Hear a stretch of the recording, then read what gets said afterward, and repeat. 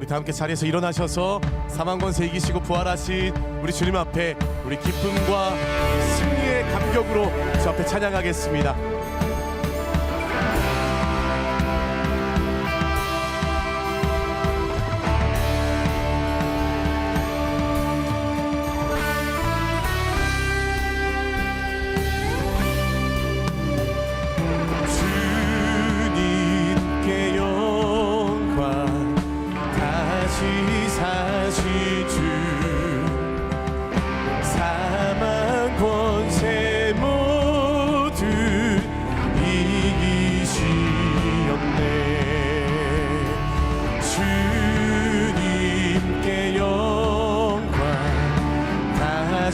사실 주 사망 권세 모두 이기시었네. 흰옷 입은 천사 누우셨던 곳은 비어 있었네. 주님께 영광 다시 사실 주 사망 권세 모두 이기시었네. 부활의 주님 나타나시사 두려움과 의심 물리치셨네. 주의 교회 기뻐 찬송하여라. 다시 사신 주님 죽음이 겼네. 주님께 영광 다시 사신 주 사망 권세 모두 이기시었네. 주님께 영광 주님께 영광 다시 사신 주 사망 권세 모두 이기시었네. 사망 권세 모두 이기시었네. 할렐루야. 사망 권세 모두 이기신 부활하신 주 이름을 찬양합니다. 아멘. 아멘. 우리 가운데 함께 하시는 주님 앞에 더 큰 기쁨으로 찬양하겠습니다.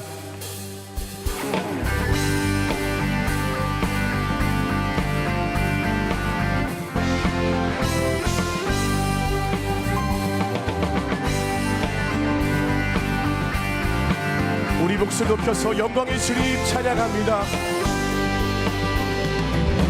영광의 주님 찬양하세. 모든 영광 능력 찬송 예수님께. 영광의 주님 찬양하세. 주의 백성 모두 함께 찬양하세. 두 손을 높이 들고 주 이름 찬양.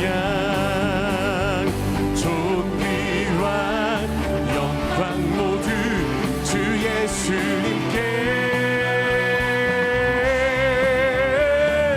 영광의 주님 찬양한 죽으시고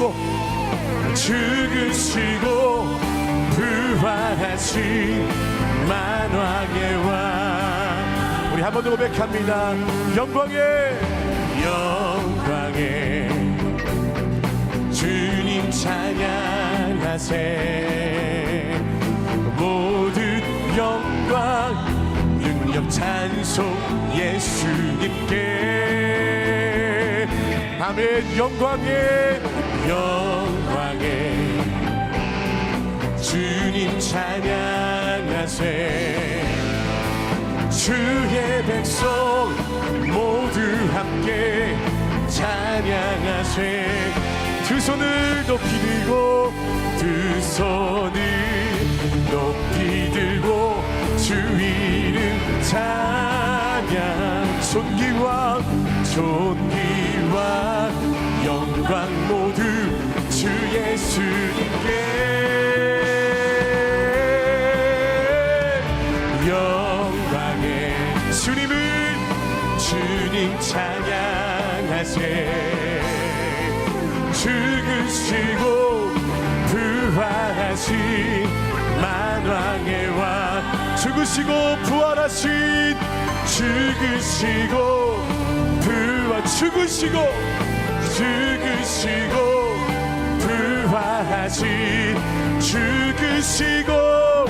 부활하신 만왕의 왕.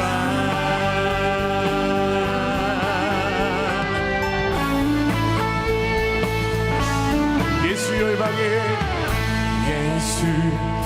열방의 소망. 예수 우리의 위로자. 주는 온 땅에 영원한 소망. 예수 어둠 속에 빛.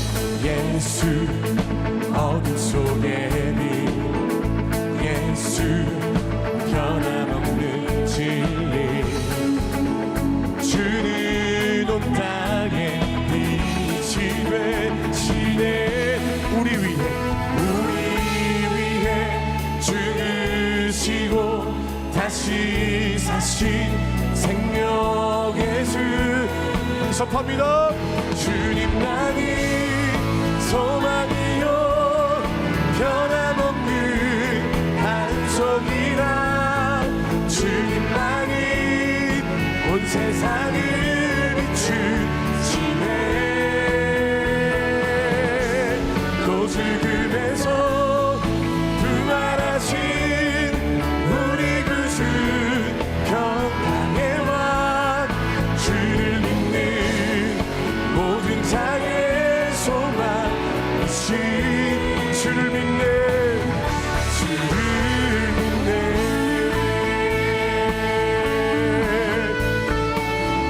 우리 한 번 더 전심으로 고백합니다. 예수 열방의 소망. 예수 열방의 소망. 아멘. 예수 우리의 위로. 주는 온 땅에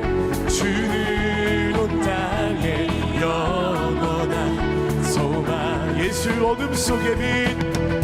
예수 어둠 속의 빛. 예수 변함없는 진리. 주는 온 땅에 빛이 되시네. 우리 위해 죽으시고 다시 사신 생명의. 우리 위해 죽으시고 다시.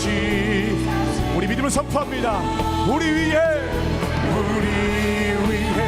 죽으시고 다시 사신 생명의. 우리 위해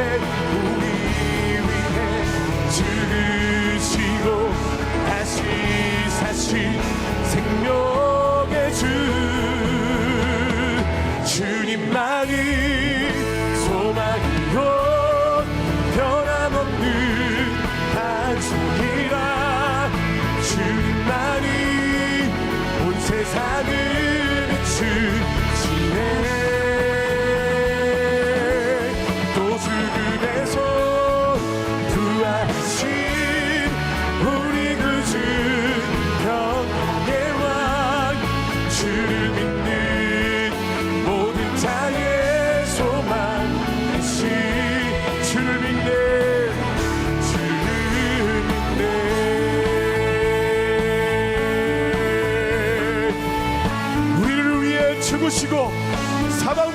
이기시며 부활하여 승리를 주신 주님을 찬양합니다.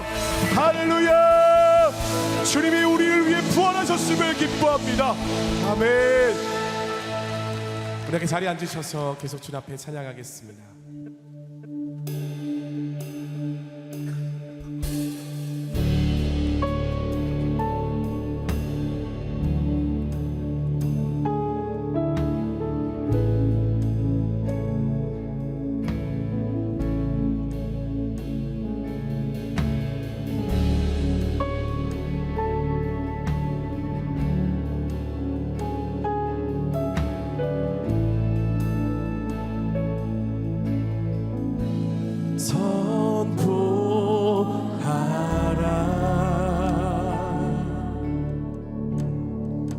부활하신 영광의 주 아름다운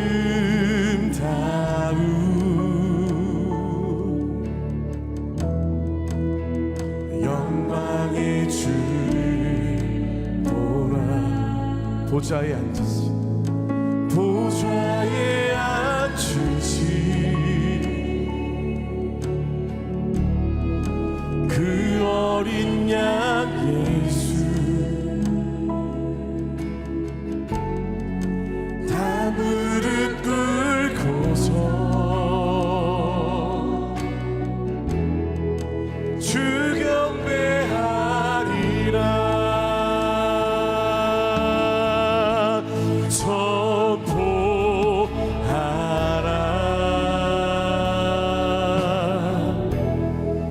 부활하신 영광의 주 하나님과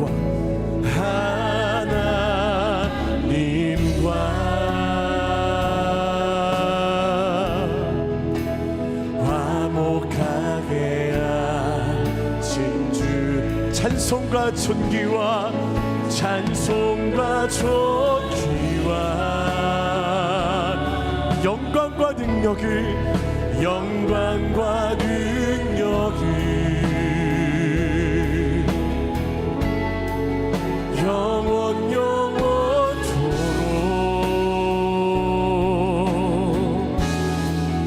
받아주오. 우리 함께 두 손을 주 앞에 높이 들고 선포합니다. 찬송과 존귀와 찬송과 존귀와 영광과 능력이 영원히 영원토록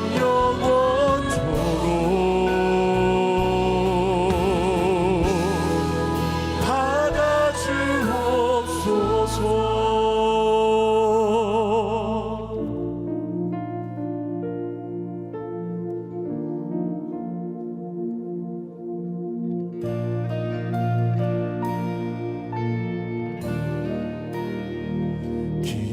절망의 수렁 가운데 주님께 닿을 수 없던 우리 어두운 밤중에 하늘을 향해 주의 이름 나 부를 때 어둠을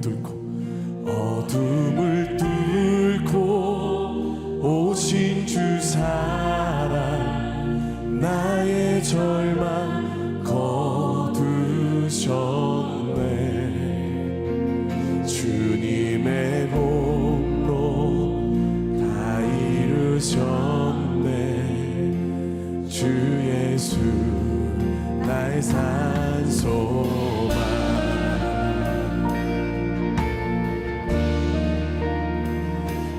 누가 주의 잠을 날아 한없는 은혜 증량할까.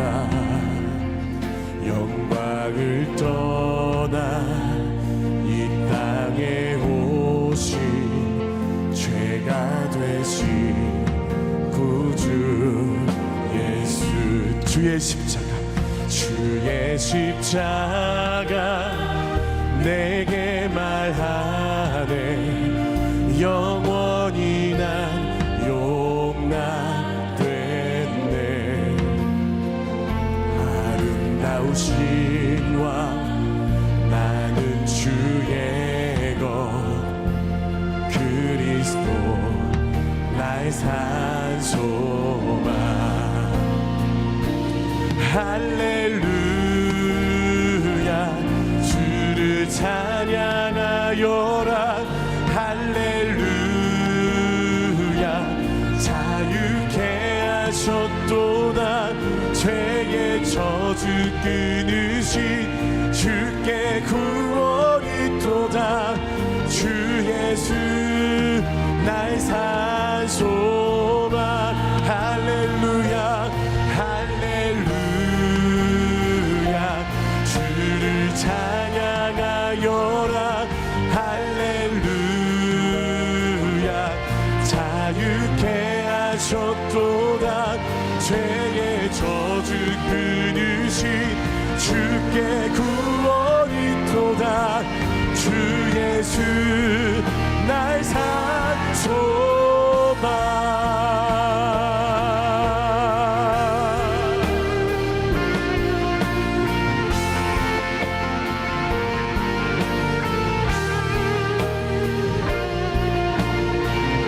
어둠을 뚫고 이 땅에 오셔서 죄의 저주를 끊으시고 우리를 위하여 부활의 승리를 맡으신 우리 주님 바라보며 주 앞에 두 손을 높이 들고 우리 함께 믿음으로 주의 부활을 선포합니다.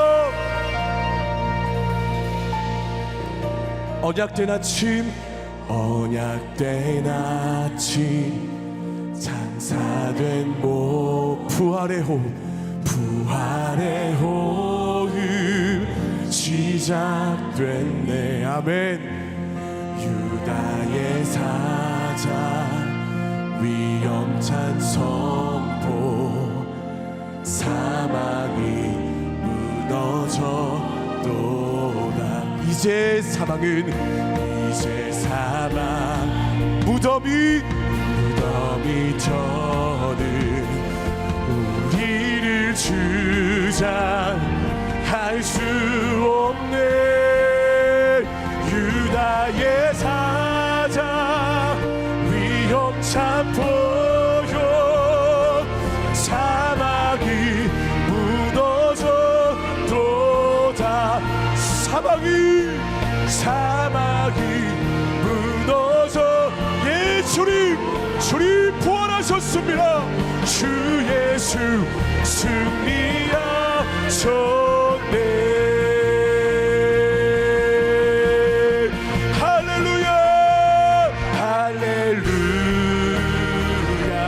주를 찬양하여라 할렐루야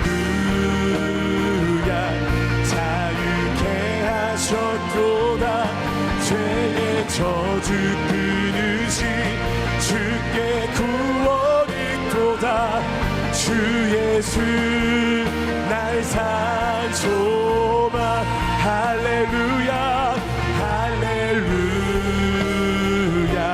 주를 찬양하여라 할렐루야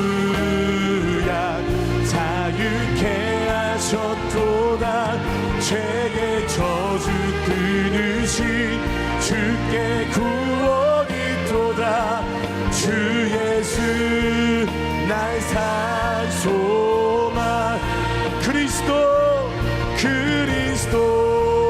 나의 산소만 주님 당신이 나의 산소만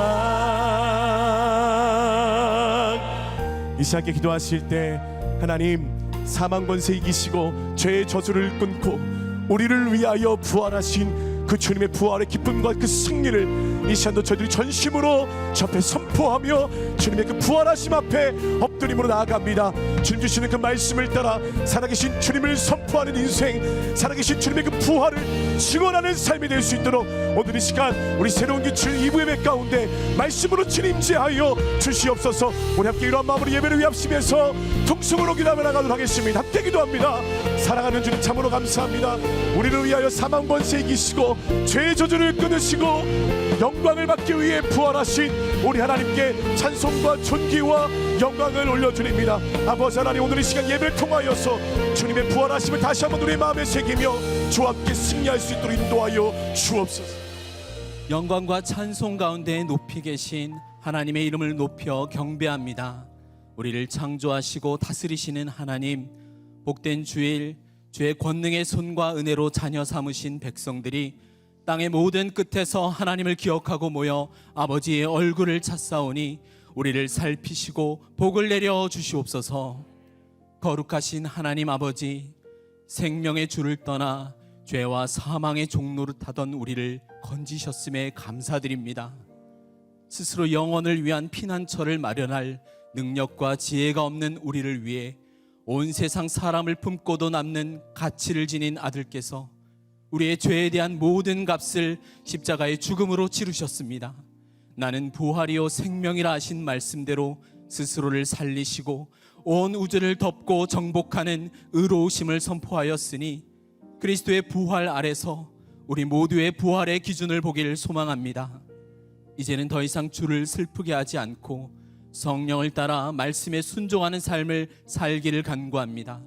자기 자신을 위하여 살지 않고 우리를 구원하신 그리스도를 위하여 사는 주의 백성 되게 하여 주시옵소서. 나라와 민족을 다스리시는 하나님, 여전히 주를 대적하는 악한 영들과 권세에 휘둘리며 신음하는 이 나라를 불쌍히 여겨 주시옵소서. 창조 질서가 바르게 세워져서 생명을 귀하게 여기며 물질 만능주의를 버리고 도덕과 양심이 회복되기를 소망합니다. 영적 타락이 정치적 사회적 타락으로 연결되는 고리를 끊는 참된 회개의 부르짖음을 통해 다시 이 나라가 부흥을 경험하게 하여 주시옵소서. 가난한 자들의 계획이 부끄럽지 않도록 소망과 세임을 허락하여 주시고 포악한 자가 위정자가 되지 않도록 공의를 베푸시고 나라의 모든 영역마다 새롭게 하여 주시옵소서.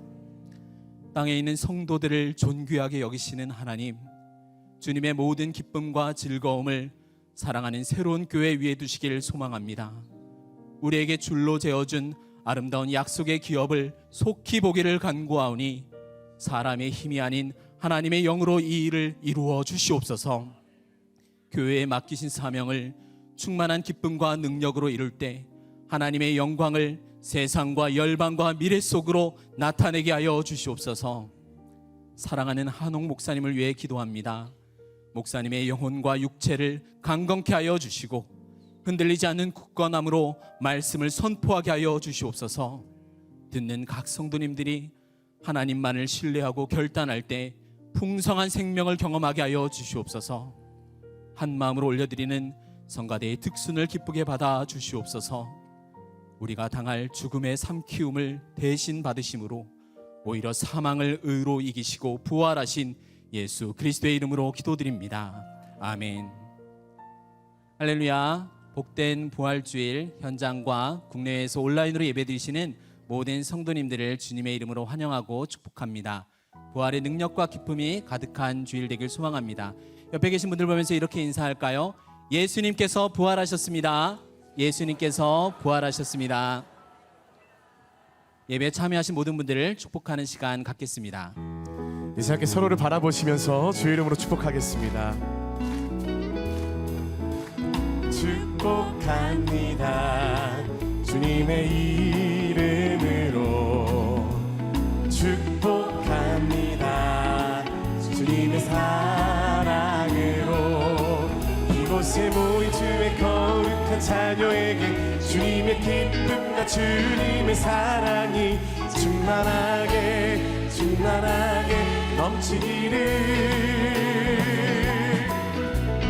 God bless you, God bless you. 축복합니다. 주님의 사랑. 우리도 먼 곳을 향해 바라보며 축복합니다. God bless you, God bless you. 축복합니다. 주님의 사랑으로.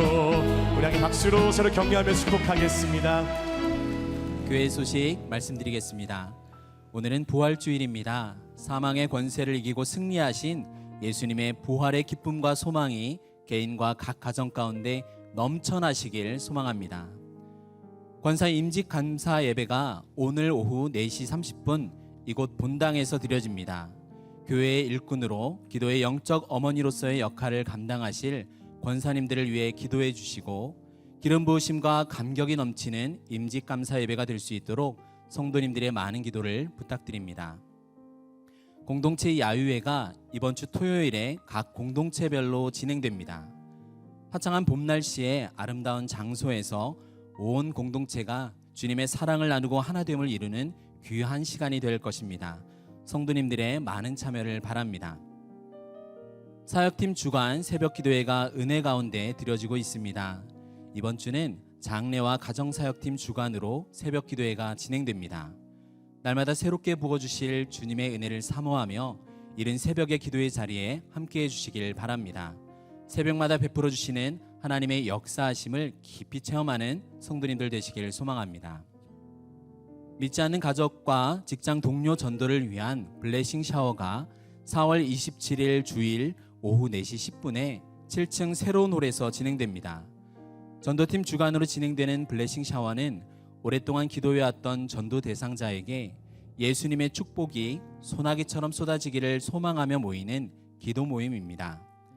특별히 가족과 직장 전도를 위해 준비된 이번 달 블레싱 샤워는 직장 안에서 전도한 경험이 있는 한 성도님의 은혜로운 간증과 생활 전도법을 나누는 소그룹 모임을 통해서 아주 풍성한 나눔을 나누게 될 것입니다.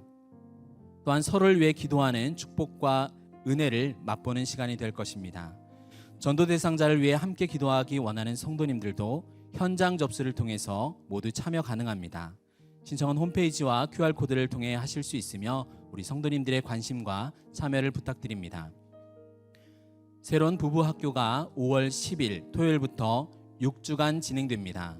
새로운 부부학교는 남편과 아내가 성경적으로 건강한 믿음의 가정을 세울 수 있도록 돕는 학교입니다.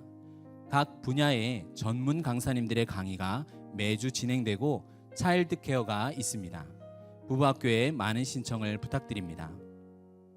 가장 귀한 것을 가장 간편하게, 귀하게 준비하신 헌물이 더욱더 간편하게 전해지고 수월하게 관리가 될 수 있도록 모바일 헌금 시스템을 도입하였습니다.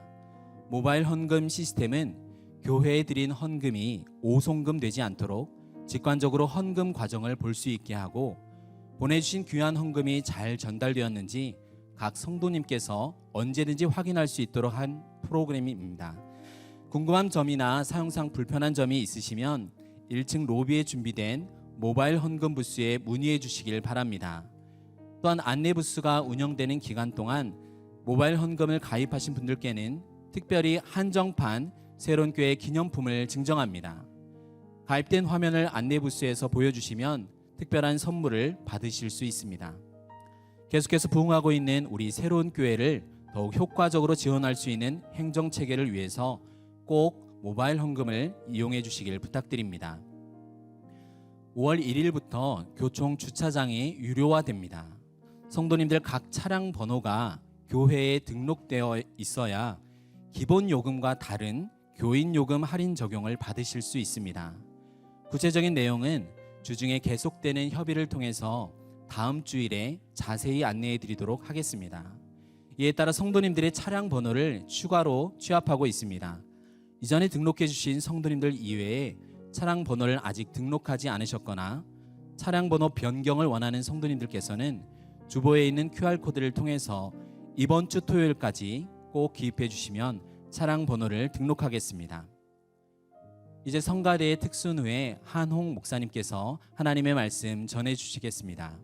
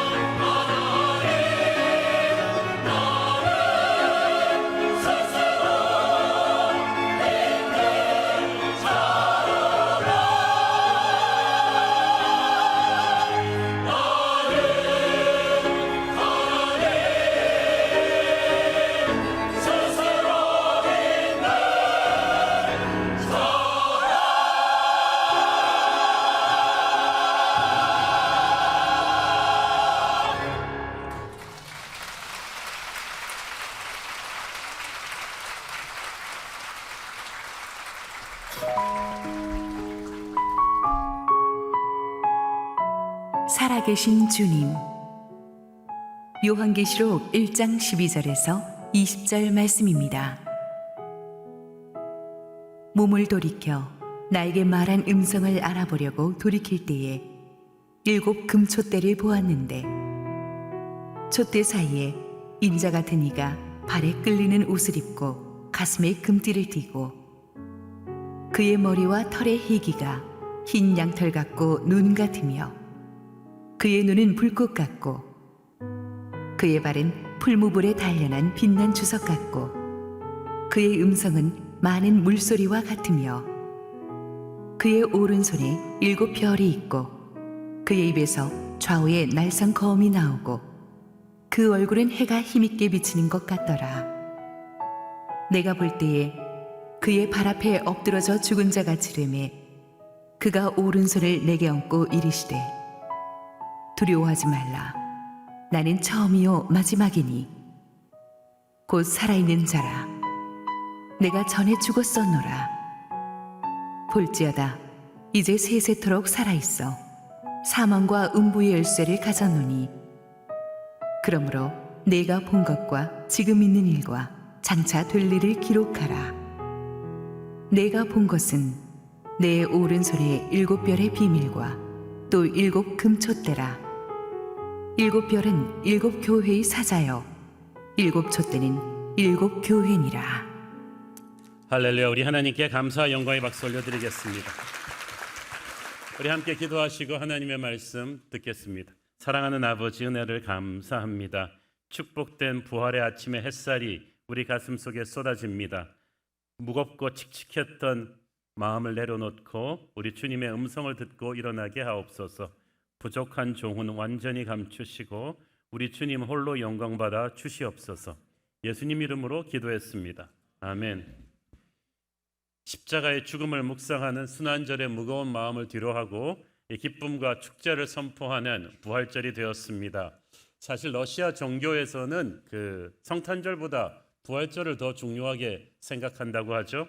성도들이 부활절을 앞두고 집을 깨끗하게 청소합니다. 토요일 저녁 자정이 되면 목사님들이 종을 울리면서 예수님의 부활을 선포합니다. 성도님들도 그러면 예수님이 정말로 살아나셨습니다 라고 서로에게 인사합니다. 예배를 드린 성도들은 이른 새벽 거리 곳곳으로 흩어지고 아침 해가 떠오르면 만나는 사람들마다 서로 기쁜 얼굴로 인사하죠. 그리스도가 부활하셨습니다. 오늘날 우리가 부활절을 너무 종교적인 의식으로 지키지 이 부활이 우리 이 험한 세상을 사는 우리 성도들에게 어떤 영적 의미가 있는지를 잘 우리가 생각하지를 못하는데 오늘의 말씀을 통해서 우리가 좀 새로운 부활의 영적인 도전을 받기를 바랍니다. 부활절의 의미를 한마디로 정의한다면 죽음을 이기고 다시 사신 예수님, 이렇게 할 수 있겠습니다.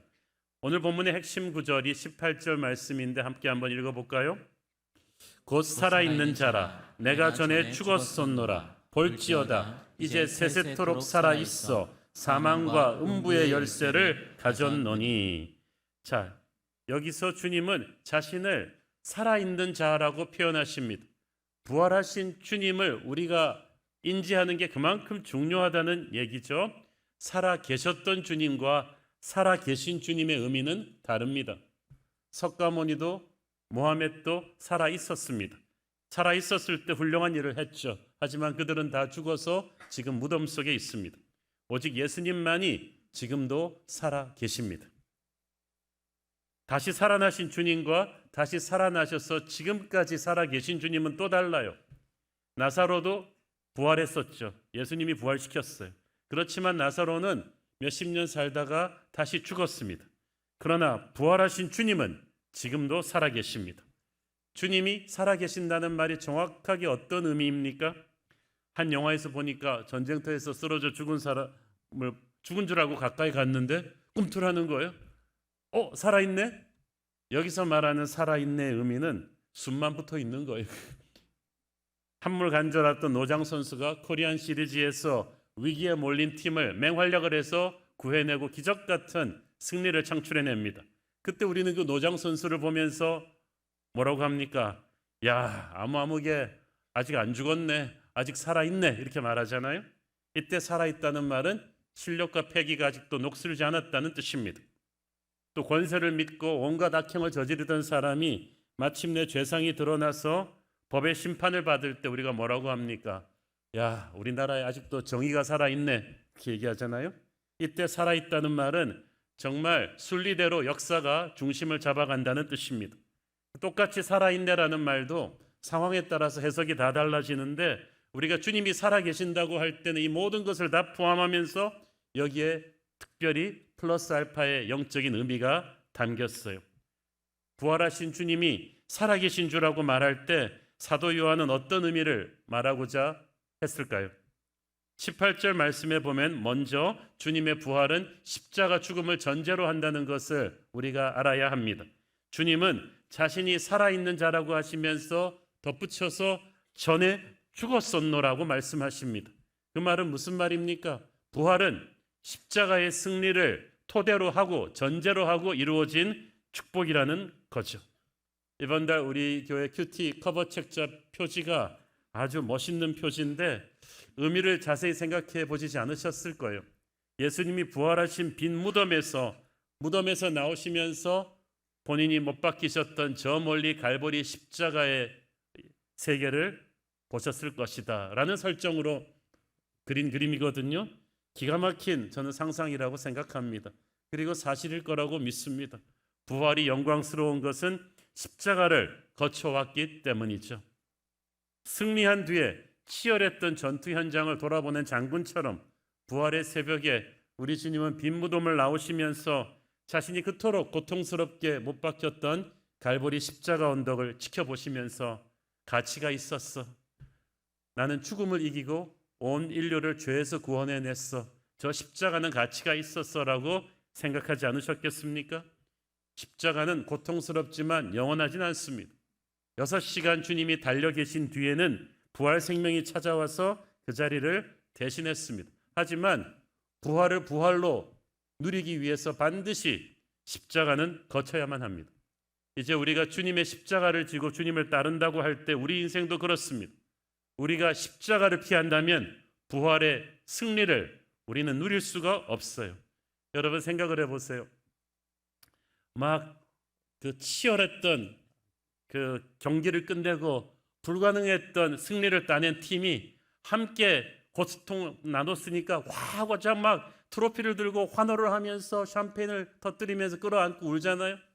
그때 경기 내내 없었던 선수 하나가 나타나가지고 갑자기 나타나서 막 같이 막 좋아하면은 다른 선수들이 뭐라 그래? 쟤는 도대체 뭐냐? 경기 때 코끝도 안 보이던 사람이 왜 승리의 순간에만 와서 누릴 수가 없죠. 본인이 민망해서도 그렇게 못합니다. 십자가를 통과한 사람만이 부활의 승리를 누릴 수가 있어요. 그래서 기독교 신앙의 핵심 두 축을 십자가와 부활이라고 하는 것입니다.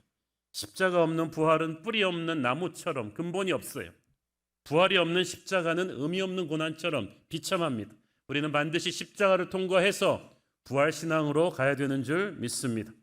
부활하신 주님이 살아계신다는 사실을 우리가 확실하게 인지하는 것은 오늘 사는 우리에게 큰 영적인 힘입니다. 부활하신 주님은 간신히 숨만 붙어 계시는 분이 아니시고 살아 역사하시면서 전능하신 하나님으로서 우리를 위해 일하십니다. 먼저 교회를 세우고 다스리십니다. 12절 13절에 보면은 7 금촛대가 있었다고 했죠. 그리고 촛대 사이에 인자 같은 이가 있었다고 했는데 바로 부활하신 예수님을 가리킵니다. 그런데 20절에 보면 이 촛대들이 다 교회라고 했죠. 요한계시록을 받는 7 교회들 이렇게 멋있게 이렇게 디자인되어 있잖아요. 부활하신 주님께서 이 교회 가운데 서 계십니다. 계시록 3장 1절에 보면은 촛대 가운데로 걸어 다니신다고 했어요. 주님께서는 부활하신 주님은 어디 먼데 가지 않으시고 주님의 몸된 교회를 돌보고 계십니다. 부지런히 돌보고 계십니다. 여러분, 조그만 가게도 주인이 있고 없고는 천지 차이죠. 아무리 작은 가게도 하루 종일 경영해도 돌봐도 일이 있어요. 하물며 지상의 모든 교회를 우리 주님은 잠시도 가만 방치하지 않으시고 먼지가 쌓이게 하지 않으시고 몸된 교회를 챙기십니다. 촛대가 교회를 상징한다고 했는데 촛대는 빛을 발하는 존재죠. 예수님이 세상의 빛이십니다. 우리는 그 빛을 전달하는 존재인 거예요. 스스로는 빛을 발하지 못합니다. 우리 교회는 주님을 통해서 이 빛을 흘려보낼 수 있습니다. 많은 사람들이 말합니다. 세상이 왜 이렇게 썩었냐? 왜 이렇게 악하냐? 왜 이렇게 캄캄하냐? 딴 사람은 몰라도 교회는 그런 말 하면 안 됩니다. 캄캄하기 때문에 하나님이 거기다 교회를 두신 것입니다. 어둡지 않으면 왜 촛대가 필요하겠어요? 우리는 그 썩어 캄캄한 시대를 향해 존재하는 의미입니다. 우리가 존재함으로 인해서 세상은 암흑천지가 되지 않고 어둠 속에서도 곳곳에 등불이 있는 줄 믿습니다. 우리가 예수님 안에 있으면 예수님의 빛이 우리를 통해서 계속 세상을 밝힐 것입니다. 이 촛대가 금촛대라고 했어요. 하나님 보기에 그만큼 교회가 귀하다는 얘기죠. 교회가 아무리 작고 보잘것없다 할지라도 지상의 교회는 금보다 귀합니다. 하나님이 그를 귀하게 보십니다. 함부로 교회를 건드리는 자를 하나님이 가만 놔두지 않으세요. 부활하신 주님께서 이 교회를 돌보시고 다스리십니다. 교회를 통해서 이루고자 하는 사명이 있으시기 때문이죠. 그것이 살아계신 주님이 하시는 두 번째 일과 관련이 있습니다. 18절에 보면 죽음을 이기고 부활하신 주님께서는 사망과 음부의 열쇠를 가지셨다고 했어요. 이것은 지옥문의 열쇠를 가리키는데 이것은 지옥의 문을 부술 수 있는 절대 권세를 상징합니다. 우리는 죄의 노예가 되어서 다 지옥으로 갈 수밖에 없는 존재들이었는데 주님이 죽음을 이기시고 부활하심으로 인해서 우리가 예수를 믿을 때 이 지옥의 권세에서 자유케 되는 거예요.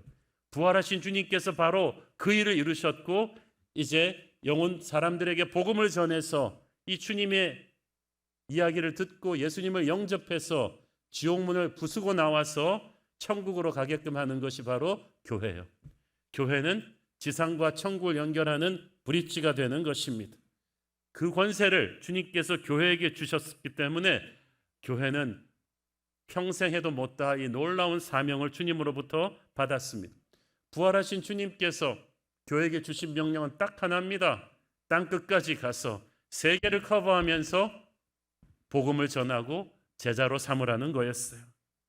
우리가 전도하고 제자를 삼으면서 지옥으로 떨어질 수밖에 없었던 수많은 사람들이 이제 천국 백성이 되죠. 주님께서는 그렇게 하라고 공경명령을 내리셨어요. 교회는 숨만 쉬고 살아있는 것이 아니라 적극적으로 나서서 사람들에게 복음을 전하라고 하셨습니다. 이를 위해 하늘과 땅의 모든 권세를 주겠다고 하셨어요. 하늘의 모든 화력을 너에게 실어주겠다는 뜻이죠. 얼마나 가슴 벅찬 일인지 모르겠습니다. 하지만 요한 계시록을 기록되던 상황은 결코 시대 상황이 녹록치 않았습니다. AD 90년경 요한은 예수님이 돌아가시고 나서 수십 년이 지나서 반모섬에 귀양 가서 이 서신을 기록하고 있었는데 로마가 이 도미티아누스 황제의 무서운 핍박으로 교회를 탄압하던 때입니다. 뭐 그전에도 네로 같은 아주 광기 어린 폭군의 탄압이 있긴 했지만은 이 도미티아누스는 굉장히 치밀하고 집요하게 시스템을 펼쳐서 교회의 숨통을 조이기 시작했습니다. 이 도미티아누스는 자기도 치병 환자래 가지고 황제도 신이다. 그래서 종교의 자유를 줄 텐데 황제도 너희 신 중에 하나로 섞어서 믿어라. 이렇게 강요했어. 이걸 거부하면 너희는 불충이다. 반역이다. 로마가 아무리 자비로운 나라라도 그건 용납할 수 없다. 여기에 유일하게 반기를 든 게 기독교였죠. 기독교는 다원주의가 아니니까. 그러자 무시무시한 채찍이 돌아왔습니다. 기독교인들은 로컬 장사 클럽에 가입할 수가 없었기 때문에 기독교인들이 좌판 깔고 장사하면 전부 다 불법 장사로 매도되어서 쫓겨났어요. 일반 시민에게는 1% 매기던 대출 이자를 기독교인들만 50%를 매겼어요. 어떻게 삽니까? 툭하면 감옥에 가두고 구타하고 아이들은 학교에서 추방당하고 그래도 버티면 재산을 몰수당한 뒤에 사람이 살 수 없는 땅으로 추방당했어요. 그러다 보니까 지하 무덤으로 가고 카타콤으로 가는 거예요. 여러분이 그래서 그 당시 크리스천들의 반이 노예였던 거예요. 제대로 살려면 예수 믿을 수가 없어요. 그런데 숨만 붙어 있어도 감사한 그들에게 나가서 전도하라. 담대하게 로마를 두려워하지 말고 전도하라. 이게 됩니까? 수십 년을 견뎌왔지만 이제 도미티아누스 황제쯤 되니까 그때는 이제 많은 성도들이 지쳐 있었어요. 교회는 너무나 무기력해 보였습니다. 그래서 주님께서 요한이 죽기 전에 이 요한계시록의 환상을 보여주셨습니다. 그 환상에서 주님께서는 요한에게 특별히 부활하신 주님, 살아계신 주님의 영광을 똑똑히 적어가지고 7교회들, 그 당시 소아시아를 대표하는 7교회들에게 보내줘라. 그래서 그들이 세상을 이길 수 있는 확신이 들 수 있도록 하라는 거였어요. 결론부터 말씀드리면 진짜 학자들은 이 요한계시록을 각 교회가 받고 나서 교회들이 변했다고 말합니다. 이제는 이제 그만해야겠다고 생각하던 많은 교회들이 다시 한번 일어설 힘을 갖게 된 것은 오늘 본문에 나오는 계시록에 기록된 부활하신 주님의 환상을, 그 영광의 모습이 교회와 함께 있다는 것을 다시 한번 확인했기 때문이었습니다. 요한이 목격했던 살아계신 예수님의 영광은 어떤 것이었습니까? 사실 예수님은 이미 처음 육체를 입고 이 땅에 오셨을 때 요한처럼 그 모습을 생생히 기억하는 사람은 없었죠.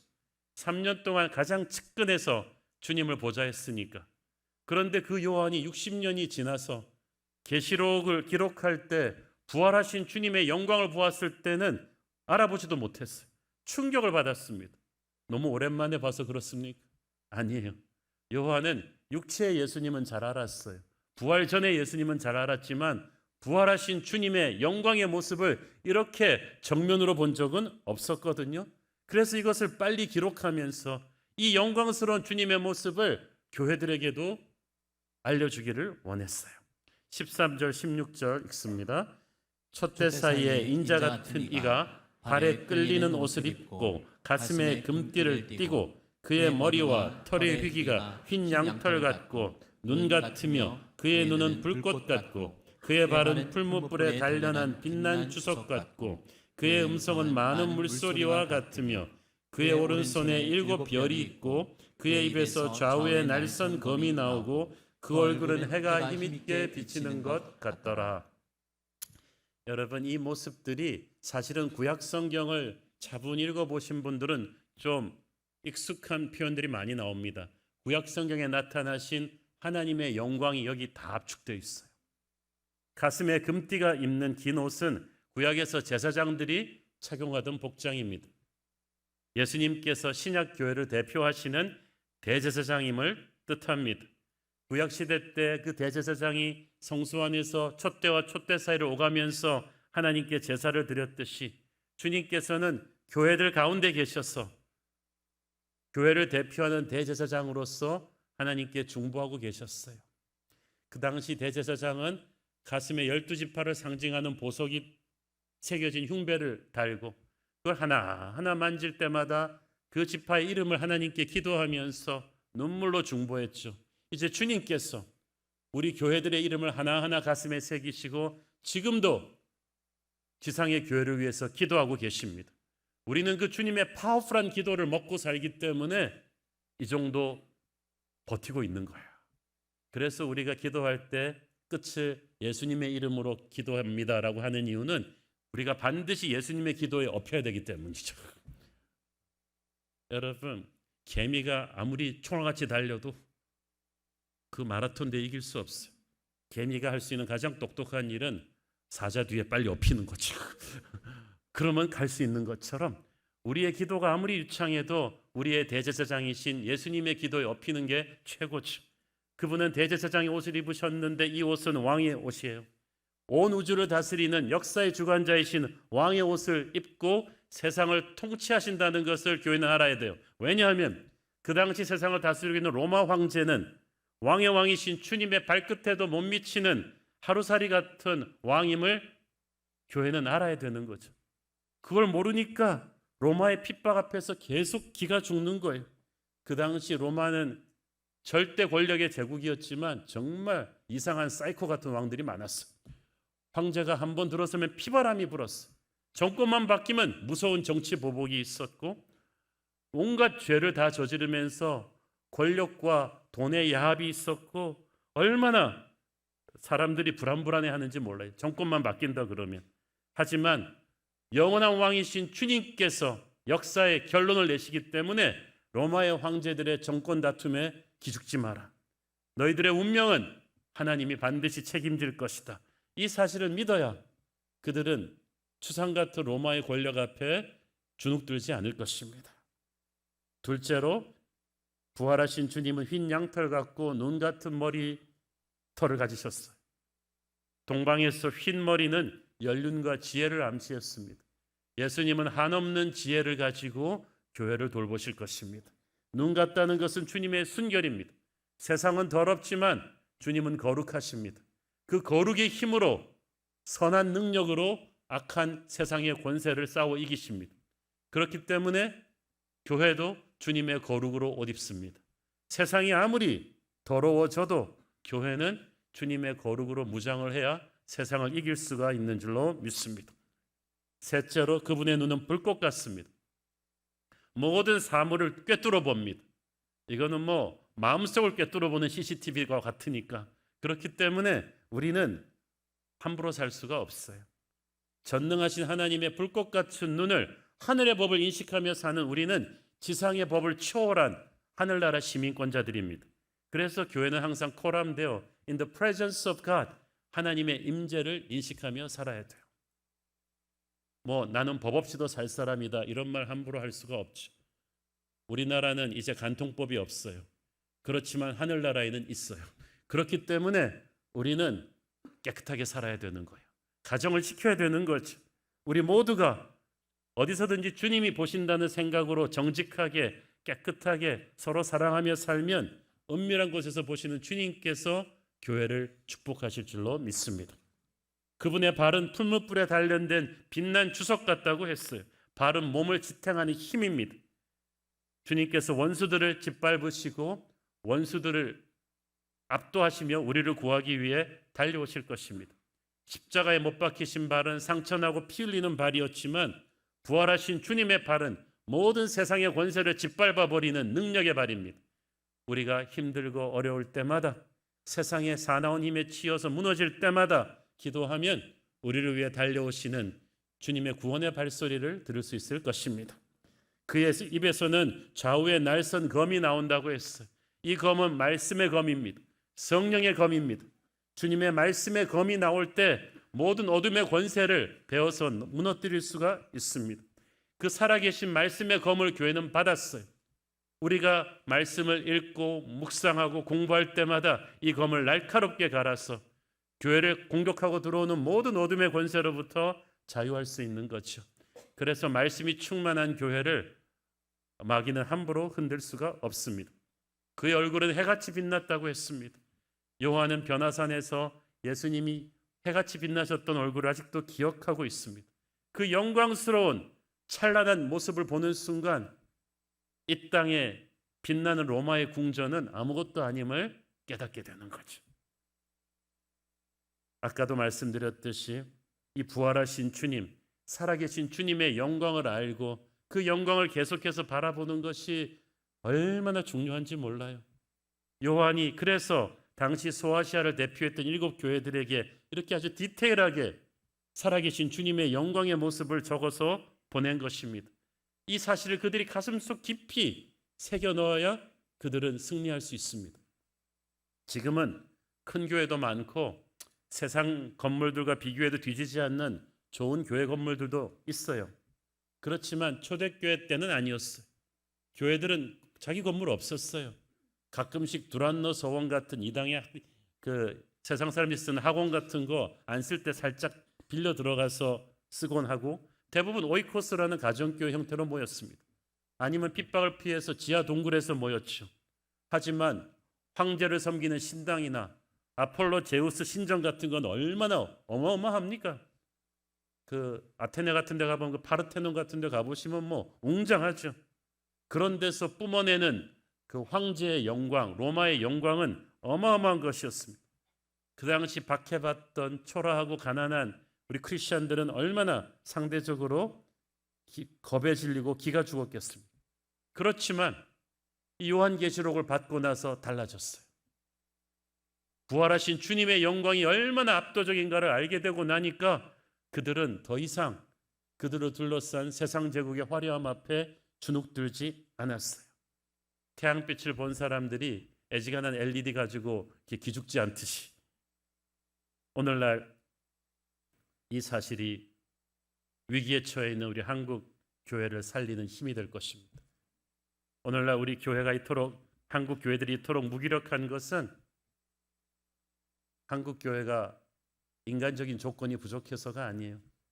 영광의 주님을, 부활하신 주님을 바라보는데 너무 시간을 덜 쓰고 세상을 바라보는데 너무 시간을 많이 쓰고 있기 때문입니다.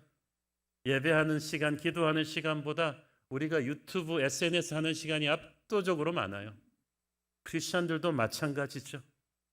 우리는, 한국은 지금 전 세계에서 유튜브 제일 많이 하는 넷플릭스에 큰 돈을 갖다 바치고 있는 나라죠. 그런데 그래서 우리는 잘 때도 장렬하게 유튜브를 보면서 까딱해 버리잖아. 옛날에는 그래도 형식적으로라도 기도하면서 잠드는 분들이 많았는데 요즘은 참 어렵잖아요. 세상을 이렇게 열심히 보고 나면 무의식적으로 우리는 이미 세상의 기세에 압도돼서 기가 죽어서 신앙생활을 하게 돼 있다는 거죠. 그러므로 이 어려운 때일수록 우리가 영의 눈을 들어서 교회 머리이신 부활하신 주님의 영광을 바라보는데 시간을 만들어야 돼요. 그토록 핍박받는 초대교회가 살아남을 수 있던 유일한 힘은 부활하신 주님의 영광을 편지로나마 받아서 읽는 것이었습니다. 히브리서 3장 1절, 그러므로 함께 하늘의 부르심을 받은 거룩한 형제들아, 우리가 믿는 도리의 사도이시며 대제사장이신 예수를 깊이 생각하라. 여기서 깊이 생각하라는 말을 영어 성경에서는 fix your thoughts on Jesus, 아예 그냥 예수님한테 생각을 꽂아 놓아라. 원문 그대로 번역하면 생각하고 또 생각하라. 이것이 영적인 승리의 비결입니다. 우리가 기도를 안 하는 게 아니라 너무 적당히 해서 문제죠. 예배를 안 드리는 게 문제가 아니라 세상의 뉴스와 엔터테인먼트를 보는 것 정도의 열정으로 예배를 안 드려서 문제죠. 목회자인 저도 아이러니하게도 목회하느라고 바빠서 집중적으로 주님만 묵상하는 시간이 많이 없음을 깨닫게 됩니다. 그래서 몸부림쳐서 자꾸 그런 시간을 확보하려고 노력을 하죠. 우리는 살아계신 주님의 영광을 바라보는 시간을 자주 가져야 돼요. 그래야 눈에 보이는 사나운 세상의 현실 앞에서 절망하는 그렇게 무기력한 삶을 살지 않을 수 있습니다. 우리는 다니엘에게서 이런 위대함을 보지 않나요? 다니엘이 직장에만 출근하면 그 바벨론 왕궁의 사방의 정치꾼들 다니엘 못 잡아먹어서 안달인 그를 시기하고 질투하는 사악한 그 파당 정치하는 사람들에게 부대끼면서 회의하고 일하다 보니까 지치고 쓰러지려고 할 때 다니엘이 스톱, 내 전화 이제 다 홀드해 주세요. 나한테 사람 찾아오는 것도 홀드해 주세요. 1시간 동안 나한테 말 걸지 마세요. 방에 달려 들어가서 예루살렘을 향해 문을 열고 그는 숨을 내쉽니다. 그때 비로소 숨을 쉬는 거죠. 그때 뭐 했겠어요? 부활하신 주님의 영광이 압도되는 그 시간입니다. 그렇게 하고 나니까 다니엘이 딱 문을 열고 다시 나올 때는 당당해진 거죠. 부활하신 주님의 영광을 바라보고 나니까 그 다음에는 왕을 만나도 기가 죽지 않아요. 어떤 사나운 사람들이 자기를 갈구어도 뭐 그러려니 이미 그 안에 은혜의 예방주사를 맞았기 때문에 오후 업무가 아주 편안한 거죠. 그리고 또 좀 지칠 거 싶으면 나 저녁 예배 시간이네. 내 전화 홀드하세요. 그리고 또 1시간 딱 들어가지고 퇴근하기 전에 또 주님의 영광 앞에 압도가 됩니다. 그리고 퇴근하니까 다니엘은 그 무서운 공직자 생활을 정권이 몇 번 바뀌고 나라가 몇 번 바뀌었는데도 80이 됐는데 20대 때 총리였는데 80대도 총리. 연줄 하나 없는 사람이 그렇게 가능한 일이에요. 툭 하면 정적들이 모함하는 그 사람을 여러분 사나운 세상 속에서 여러분이 지속적으로 부활하신 주님의 영광을 바라보는 데 시간을 낸다면 여러분도 다니엘처럼 승리할 수 있을 줄로 믿습니다. 주님께서 교회를 붙잡고 계심을 보게 될 때 우리는 교회를 통해서 하나님이 놀라운 일을 하고 계심을 알게 될 거예요. 에베소서 1장 22절 또 만물을 그 발 아래 복종하게 하시고 그를 만물 위에 교회의 머리로 주셨느니라. 교회는 그의 몸이니 만물 안에서 만물을 충만케 하시는 자의 충만이니라. 자, 온 우주의 역사를 주님이 다스리시는데 주님께서 교회를 통해서 다스리시겠다는 거죠. 그 말은 무슨 말이에요? 교회는 그 시대 역사에 대해서 책임을 져야 된다는 거예요. 교회가 제대로 하면 우리는 그리스도의 영광을 세상 속에 펼쳐놓을 것입니다. 교회가 그리스도의 은혜로 충만해지면 그 교회가 존재하는 시대에 그 지역의 정치와 경제와 교육과 문화는 지옥 같은 상황에서 다시 회복이 될 거예요. 남북 전쟁은 미국의 끔찍한 비극이었지만 나라가 두동강이 나게 센 그런 시대였지만 아브라함 링컨 대통령이 백악관 집무실을 기도실로 만들면서 날마다 뜨거운 아침의 기도로 하루를 시작하면서 미국을 두동강 날 뻔한 위기에서 건져내잖아요. 교회가 그런 것입니다. 한국 교회는 이 지금 망가진 오욕의 역사 앞에 책임을 져야 됩니다.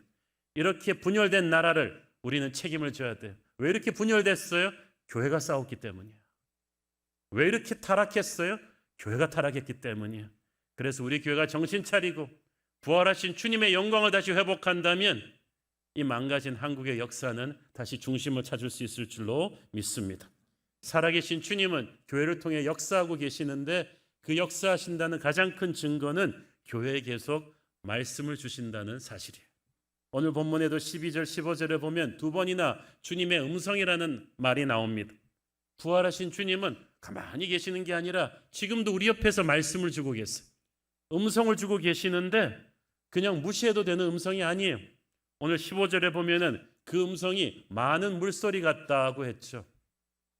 저는 이 많은 물소리가 뭔지 좀 감이 없다가 오래전에 이렇게 캐나다 토론토 옆에 있는 나야가라 폭포 이렇게 관광 갔다가 딱 알았어요.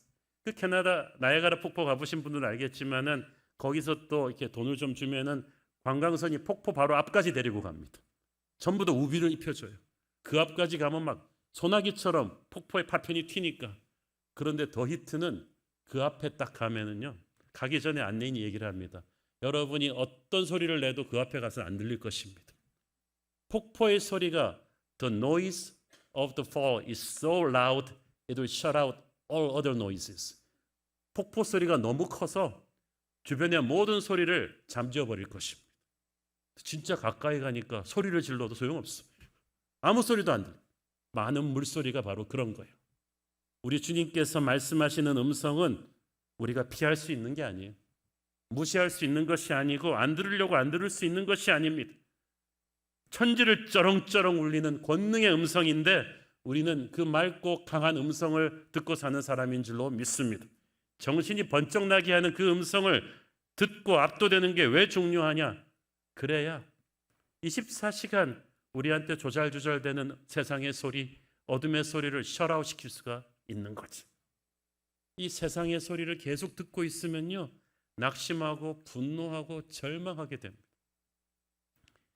제가 머리 깎으러 가는 이발소 분이 항상 뉴스를 틀어놔가지고 30분 동안 머리만 깎고 나오면 제가 막 성령 충만했다고 막 우울하고 막 짜증이 나고 막 분노가 안 되겠다 해서 그 다음부터는 가자마자 채널부터 바꿔놓습니다. 그 음성을 무의식 쪽에 깔잖아요. 그러면은 인생이 정말 패배적이 돼요. 2차 세계대전 직후에 아프리카의 한 마을에 유명한 점쟁이가 있었습니다. 그 나라 최고의 점쟁이기 때문에 어느 날 농사를 앞둔 농부들이 그 점쟁이를 찾아와가지고 그의 작황을 알려달라고 했습니다. 엄청난 흉겨가 나왔어요. 올해는 엄청난 대기근이 올 것입니다. 그 말을 믿은 농부들이 그의 농사를 접어버리고 대거 다른 나라로 피난을 떠났다고 합니다. 이렇게 떠난 농부의 수가 무려 2만 명이 넘었습니다. 그리고 그 해에 과연 엄청난 흉년이 찾아와 대기근이 일어났는데 문제는 날씨가 아주 좋았다는 거예요. 가뭄도 없었어요. 홍수도 없어요. 왜 흉년이 났느냐? 기상학자들의 말에 따르면 농사를 짓기에 최적의 해였는데 왜 흉년이 났느냐? 점쟁이의 말을 듣고 2만 명이나 피난을 가가지고 농사를 지을 농부들이 없었다는 거죠. 그래서 대기근이 찾아온 거죠. 그래서 다들 점쟁이한테 가서 따졌더니 내가 흉년이 난다고 했지 그 말은 맞지 않았냐. 너희들이 농사를 안 지어서 대기근이 났다. 1946년 남아프리카에서 실제로 있었던 일입니다. 제가 보니까 그 점쟁이가 마귀예요. 이 세상 권세 잡은 마귀는 항상 우리한테 그런 식으로 나쁜 믿음의 음성을 들려줍니다. 여러분 아세요? 뉴스는 팩트가 아니라 해석입니다. 이걸 계속 듣고 있으면 항상 여러분이 보는 모든 신문, 칼럼, 유튜브 뉴스 다 보면 안 될 거라는 얘기예요. 결론은. 무슨 노벨상 탔다는 경제학 박사라는 사람의 에세이를 읽어보면 결론은 경제가 어려울 것이다. 그 말은 나도 하겠어. 이 세상 뉴스를 보면 마귀의 영으로 움직이기 때문에 항상 불경기라고 하고 나라가 위기라고 하고 망할 것이라고 하는데 그런 소리가 듣고 싶으면 낙심되고 화가 나고 욕이 나오고 죽고 싶죠. 이렇게 교회가 많은 우리나라가 세계에서 자살률 1위라는 사실이 얼마나 슬프고 심각한 일입니까? 2위 일본의 2배입니다. 그 중에서도 청소년 젊은이들이 많다는 것은 얼마나 가슴 아픈 일입니까? 왜? 이 어른들이 세상 속에 너무나 많은 절망적인 소리를 풀어놨기 때문이에요. 이 세상의 소리는 절망으로 우리를 몰아갑니다. 하나님의 음성을 들어야 소망이 생깁니다. 세상의 소리를 듣고 싶으면 날이 갈수록 죽고 싶어집니다. 하나님의 음성을 들어야 살아야겠다는 결심이 나죠. 새벽 기도로 하루를 시작하는 사람은 하나님의 음성을 듣고 시작하기 때문에 일단 생각 포맷이 잘 돼가지고 낮에 세상 소리를 들어도 견딜 수가 있어요. 낮에 힘들고 외로울 때마다 기도하는 사람은 세상이 헝클어 놓은 자신의 마음을 하나님의 음성의 맑은 생수로 깨끗이 씻어낼 수가 있습니다.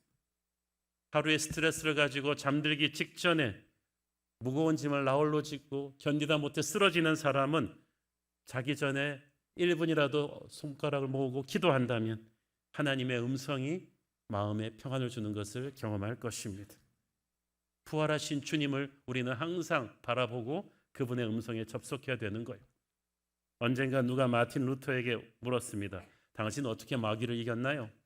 그랬더니 루터가 대답했습니다. 마귀가 시도 때도 없이 내 마음의 문을 두드리며 묻죠. 여기 누가 사나요? 그러면 내 안에 계신 사랑하는 주님이 문으로 나가서 말씀하십니다. 이전에는 마틴 루터가 살았는데 이사 나가고 이제는 내가 산다. 부활하신 주님이 오늘 우리 안에 살아계시는 줄 믿습니다. 여러분이 날마다 기도하고 예배한다면 여러분 안에 계신 주님이 나가셔서 마귀를 쫓아내실 것입니다. 그분이 우리 안에 살아 역사하시는 한 어둠은 결코 우리 안으로 뚫고 들어올 수 없습니다. 요한계시록을 받은 초대교회들이 그 세상의 권세에 압도돼서 이제 신앙생활 포기하려 했던 그들이 부활하신 주님의 영광의 모습을 설명만 듣고도 가슴에 새기고 다시 일어났듯이 오늘 우리도 이 성경 말씀만 보고도 부활하신 주님의 모습을 상상하면서 다시 한번 담대히 일어나야 될 줄 믿습니다. 강한 세상 앞에서 사나운 세상 앞에서 무너지지 마시고 승리하는 저와 여러분 되기를 축원합니다. 기도하겠습니다. 주님 은혜를 감사합니다. 살아계신 주님이 우리 안에 계셔서 역사하고 계신데 우리는 주님보다 세상의 소리를 너무 듣다가 불안해하고 죽고 싶어하고 무너지려고 했습니다. 오늘 정신 차리고 부활하신 주님의 영광을 보게 하옵소서. 예수님 이름으로 기도했습니다. 아멘. 다 함께 일어나셔서 우리 봉헌 찬양 힘차게 하겠습니다.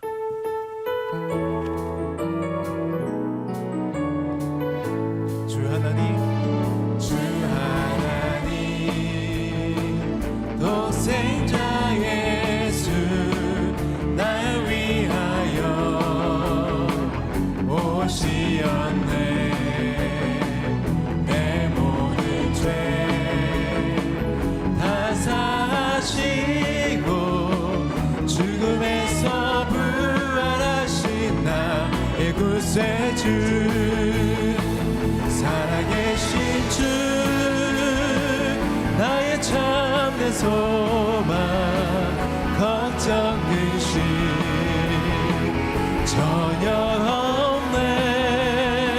사랑의 주내 갈 길은 너 아니 내 모든 삶의 기쁨 늘 충만한 주 안에서 주 주 안에서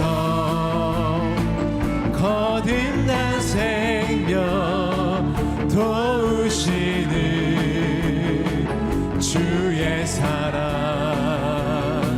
참 기쁨과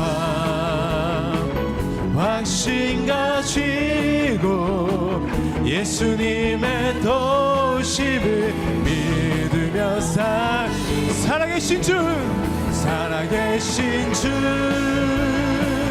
나의 참된 소망 걱정 근심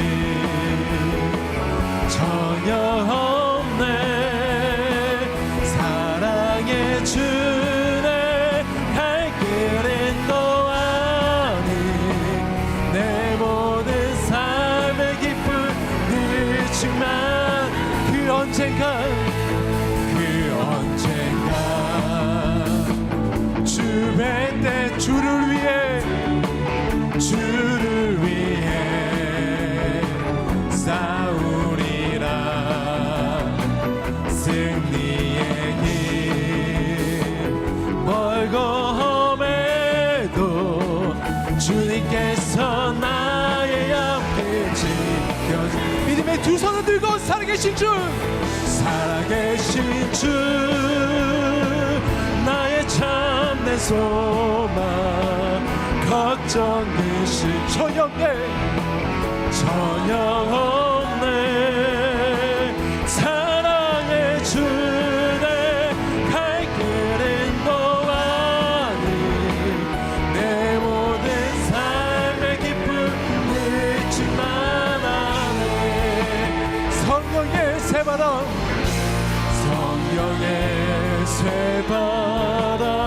이 땅에 불어오소서 주의 영계 생기로 우리를 다시 살리사 이 땅에 하나님 영광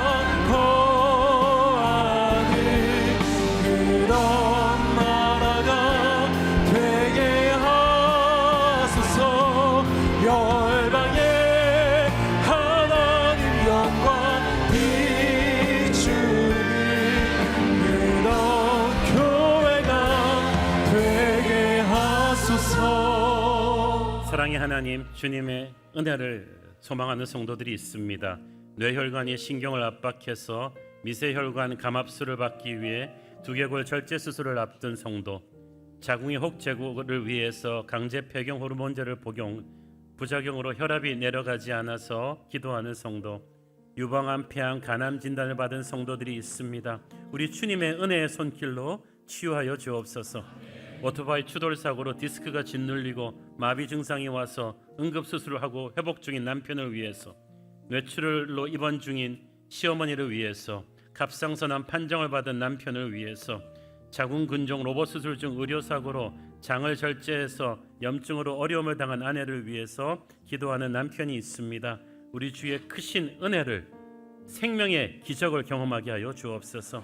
우리 성도들이 살아계신 주님의 부활의 영광을 더 깊이 바라보며 더 자주 바라보며 오늘의 고난을 넉넉히 이기게 하여 주옵소서. 거친 세상에 흔들리지 않도록 주님의 거룩을 묵상하게 하여 주옵소서. 사랑하는 대한민국을 위해 기도합니다. 이제 6월 3일로 예정된 대선에 주님의 거룩한 뜻이 이루어지게 하여 주시고, 선거 전이나 치르는 과정이나 그 뒤에 나라가 분열되지 않도록 주님께서 이 나라 경제와 안보를 지켜주시고 사사시대와 같은 혼란을 막아 주시옵소서. 받은 은혜 감사하며 드리는 헌물의 손길들을 축복하시고, 지금은 살아계신 우리 주 예수 그리스도의 은혜와 하늘아버지의 사랑과 성령님 감화 감동하심과 교통하심과 축복하심의 은혜가 살아계신 주를 가슴에 품고 바라보며 세상을 두려워하지 않기를 소원하는 사랑하는 주의 백성들 머리 위에 지금부터 영원토록 함께 계시기를 축원하옵나이다. 아멘.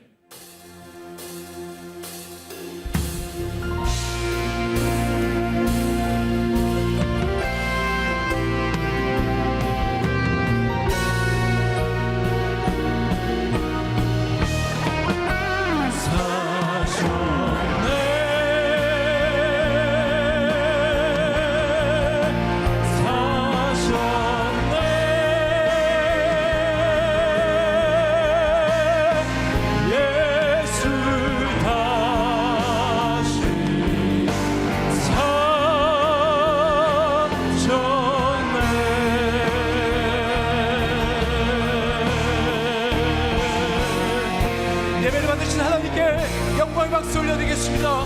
할렐루야, 주님을 찬양합니다. 예배를 마쳤습니다. 한 주간도 주님과 함께 승리하실 기도하겠습니다. 사랑하고 축복합니다.